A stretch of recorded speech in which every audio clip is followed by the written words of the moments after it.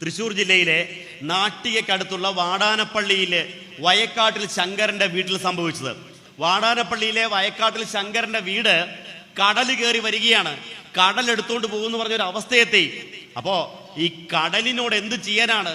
കുഴിപ്പൻ തിര എന്ന് പറഞ്ഞൊരു പ്രതിഭാസത്തിൽപ്പെട്ട് കടൽ കൊണ്ടുപോകുന്നൊരു അവസ്ഥ വന്നപ്പോൾ ശങ്കരന് തന്റെ വിധിയൊന്നും പ്രയോഗിച്ചാൽ മനസ്സിലാവില്ല എന്ന് തിരിച്ചറിവുണ്ടായപ്പോൾ കൂർക്കഞ്ചേരി ആശ്രമത്തിൽ വന്ന ഗുരുവിനെ കാണാനെത്തി.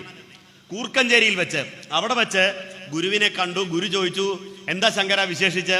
സ്വാമി, എൻ്റെ വീട് തന്നെ കടലെടുക്കുന്നുള്ള അവസ്ഥയിലാണ്, സ്വാമി എന്തെങ്കിലും ഒന്ന് ചെയ്യണം.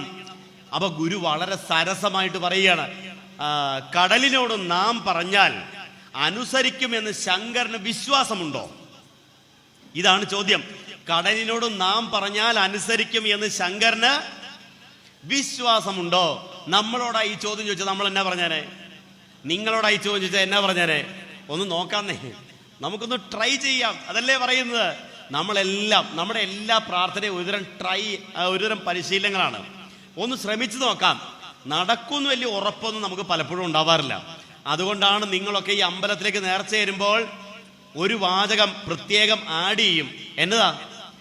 എൻ്റെ കൊച്ചിന് 10ാം ക്ലാസ്സിൽ ഫുൾ A+ കിട്ടുവാണെങ്കിൽ ഒരു ഗുരുപൂജ ഉറപ്പ്, അല്ലെ ഒരു പുഷ്പാഞ്ജലി ഉറപ്പ്. ആണോ അല്ലയോ? അല്ലെങ്കിൽ ഈ കച്ചവടം നടക്കുകയാണെങ്കിൽ ഞാനിത് ചെയ്തു തന്നേക്കാം എന്ന് പറഞ്ഞാൽ എന്നാ? നമുക്ക് വലിയ ഉറപ്പൊന്നുമില്ല. ദൈവം ഈ വാക്ക് പാലിക്കുവാണെങ്കിൽ ഞാൻ എൻ്റെ വാക്ക് പാലിച്ചേക്കാം. ഇത് വിശ്വാസമുള്ളവരുടെ വാക്കാണോ? അല്ല. ഒരു മഹർഷിയോട് ഒരിക്കൽ മഴ പെയ്യണമെന്ന് പറഞ്ഞുകൊണ്ട് എല്ലാവരും കൂടെ പ്രാർത്ഥിക്കണമെന്ന് പറഞ്ഞു. അങ്ങനെ മഹർഷി പറഞ്ഞു, ശരി, നമുക്ക് ഒരുമിച്ച് കൂടി പ്രാർത്ഥിക്കാം. അങ്ങനെ എല്ലാവരും വന്നു. പ്രാർത്ഥനയുടെ ഒടുവിൽ നല്ല ഒന്നാം തരം മഴ ഇങ്ങോട്ട് പെയ്തു. മഴ പെയ്തു കഴിഞ്ഞപ്പോൾ ഉണ്ടല്ലോ, തിരിച്ച് വീട്ടിൽ പോകണ്ടേ, തോരാ മഴ.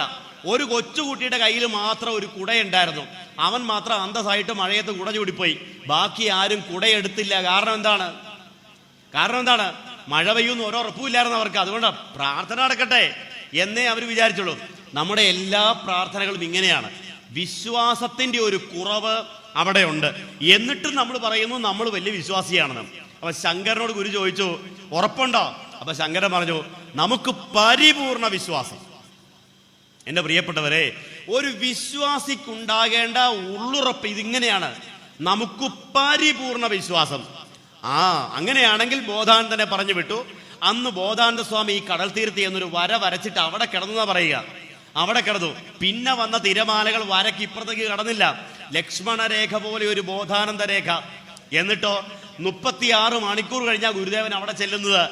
അതുവരെ ആ ശിഷ്യൻ അവിടെ ഉണ്ടായിരുന്നു. വിശ്വാസത്തിന്റെ ഉറപ്പ്.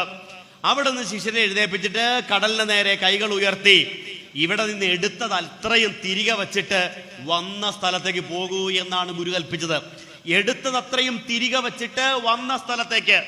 ആ കടല് മാറിയെന്ന് മാത്രമല്ല, ആ വീട്, ശങ്കരന്റെ വീട് ഇന്നും അവിടെ തന്നെ ഉണ്ട് പ്രിയപ്പെട്ടവരെ. ആ വീട്ടിൽ അയാളുടെ ശങ്കരന്റെ മകന്റെ മകൻ ബാലഗോപാലും ഭാര്യയെ അവിടെ താമസിക്കുന്നുണ്ട്. ഗുരുദേവൻ വന്നപ്പോൾ വിശ്രമിച്ച ആ മുറിയിൽ ഒരു കിടാവിളക്ക് അവിടെ കത്തിക്കുന്നുണ്ട്.